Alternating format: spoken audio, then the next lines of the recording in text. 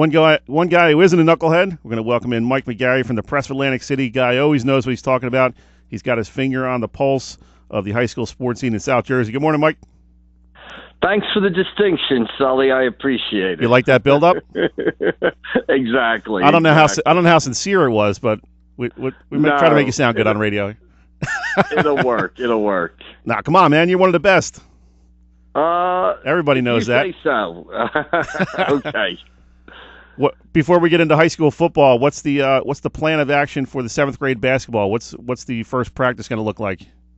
We're already underway. Oh, are you? Okay. And we start early here in Monmouth County. I think our first game is this Thursday. Really? Against an always tough Jackson squad. Oh, so baby. we'll see how things unfold. But I like doing that. It's like golf for me, and it's a lot cheaper and it's quicker also. Round of golf takes 4 or 5 hours. This takes an hour to play. You got any big men who can hit a hook shot? No, this is how. We got a lot of short guys who can't shoot. So that's what we have. Short, slow guys who can't shoot. So. Could be a long season for Hal. Might be. Got to control the tempo. There you go. Got to play possession basketball. Limit the other team's shots. Grind it out. Get some 26-24 wins. Exactly. Kind of like Ocean City girls. They like to win 29-27 in overtime. That's what we kind of model ourselves after the Red Raiders. I've been good athletes who just sort of play defense and find a way to kick it in just enough.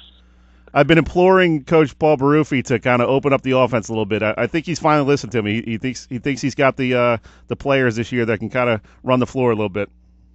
Well, I'm sure they do.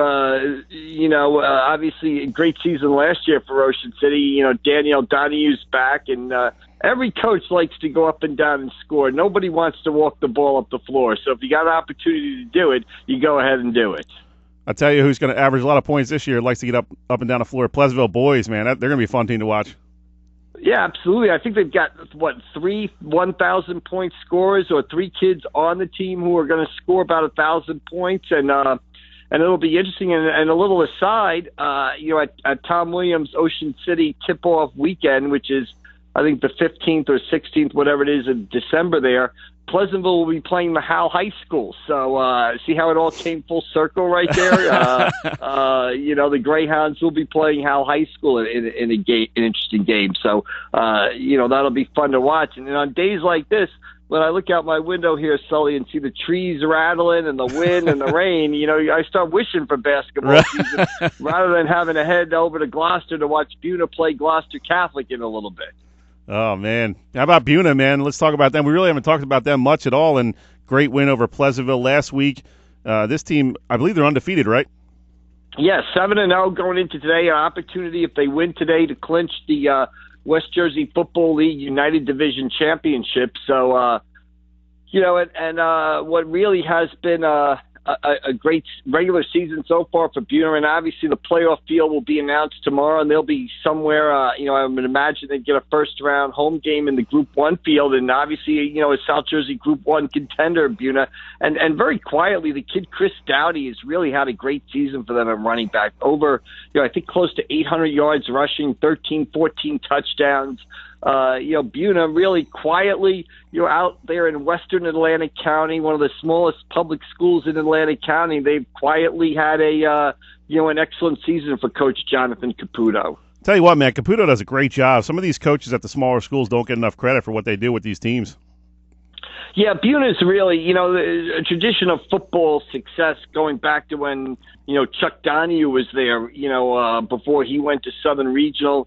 And, then George Maxwell came in and a great player in Andrew Mack. And now I believe Andrew's on the coaching staff. And they've just got a good coaching staff that's been together for a while. And Coach Caputo has been there for a couple of years now. And, they're just real solid coaching staff that works hard and real solid players and kids. I mean, Luke Santiago at quarterback has had an excellent season. Jaden Roberts at fullback has kind of taken over and played really well the last couple of weeks. And Byron Spellman at running back and defensive back for the Chiefs has made big plays, and they don't always get a lot of attention. They're out there, like I said, in Western Atlantic County. They're a Group 1 school now, the smallest, public school in Atlantic County. And this season, up until the Pleasantville game, they really hadn't played, a schedule.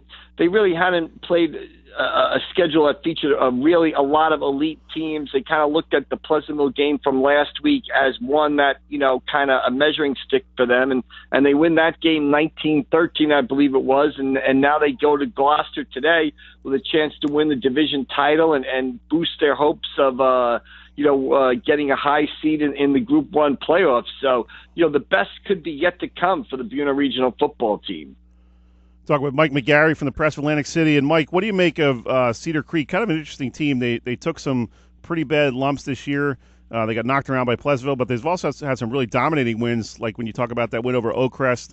Hard to figure this team out a little bit, and I'm not sure what they could do, playoff time.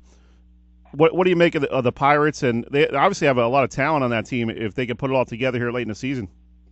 Yeah, I think obviously, big win over Camden Catholic last night, and they'll get a lot of power points for beating Camden Catholic last night, beating one of the parochial schools. So it'll be interesting to see where they fall in the Group 2 playoff races. And, there's a chance, I think, in looking at the United Power rankings that we could see a Cedar Creek Pleasantville rematch, this time at Pleasantville in the first round of the playoffs. So we'll have to see if that comes to fruition when the playoff schedule is announced tomorrow.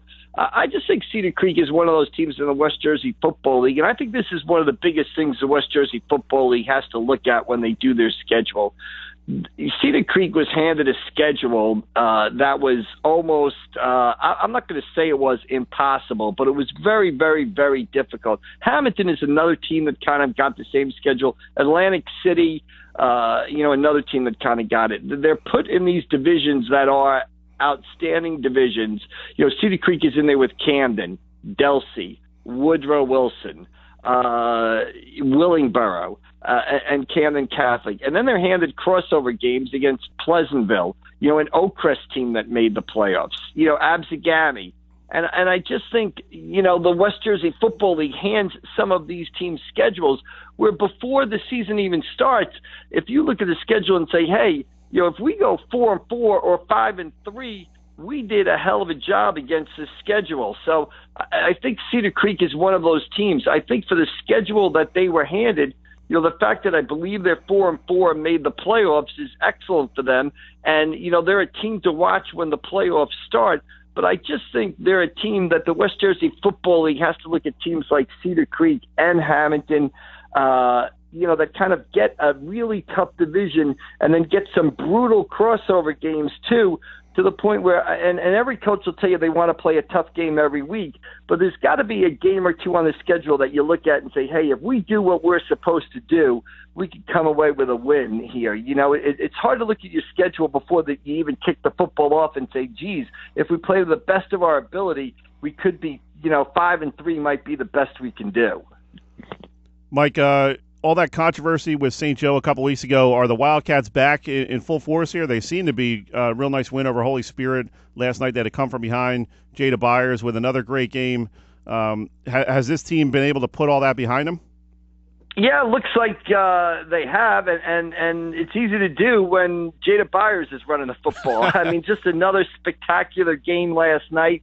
The 60-yard touchdown run at the start of the third quarter that gave St. Joe a 20-14 lead. I mean, a Holy Spirit defender appears to have Byers, dead in the backfield. Byers eludes him, breaks into the clear, bounces off his own blocker, ricochets off his own blocker into a Holy Spirit defender, bounces off the Holy Spirit defender into the clear, down the sideline, 60 yards, touchdown. Just your average 60-yard touchdown run. I don't know how the kid does it, but he's having a tremendous season, and he also seems to make 3 or 4 really just spectacular plays a game. And if he makes those plays, St. Joe wins. Now, you got to give St. Joe all the credit in the world.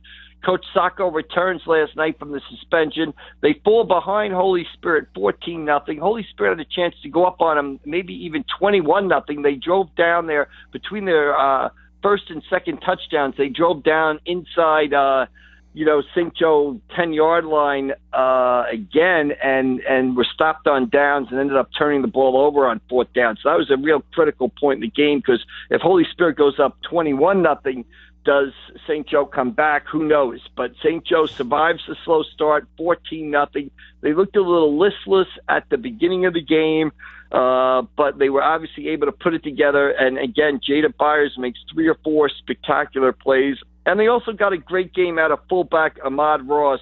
I think he ran for about 60 yards and also had a touchdown run. And his, steady running there enabled Holy Spirit to not focus solely on Jada Byers. And the defense played well. Brad Lomax with a big sack. Wisdom Kwashi recovered a fumble. So the defense, once Holy Spirit had that initial success early in the first quarter, the Spartans really struggled to move the ball later in the game. But again, you look at that game, and those teams could easily be meeting again in the state non-public 2 playoffs. Maybe up at the Meadowlands, MetLife, on that first weekend in December for the state non-public 2 title. St. Joe will be the number 1 seed in that bracket when the field is announced tomorrow, and Holy Spirit should be 2 or 3. So we could be looking at a playoff rematch in just a couple of weeks right there.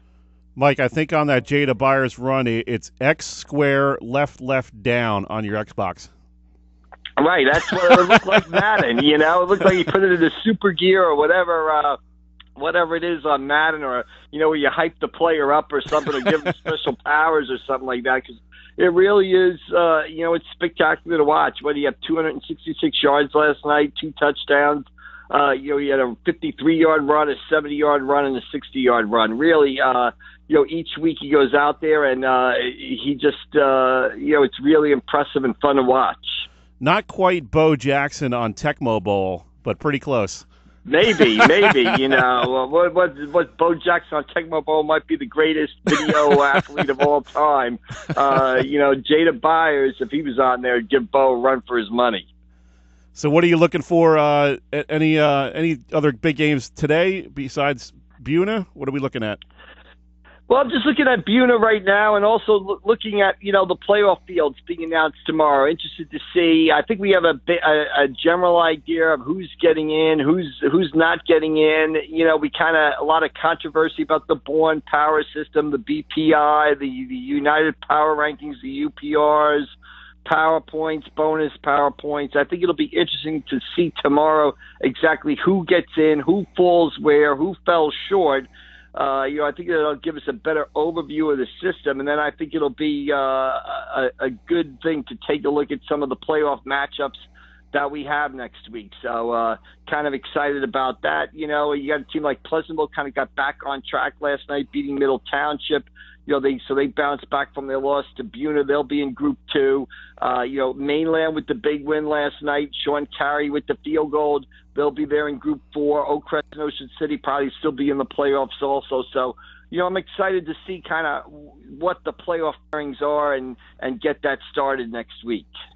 Great stuff as always, Mike. We appreciate it. Get those Howell boys learning the picket fence. Exactly, exactly. Don't get caught watching the paint dry. All right? Yes. There you go, Mike. Great job, Mike. As always, we appreciate it, man. We'll catch up with you next week, start talking some playoffs. All right, Sully. We'll see you later. Thanks.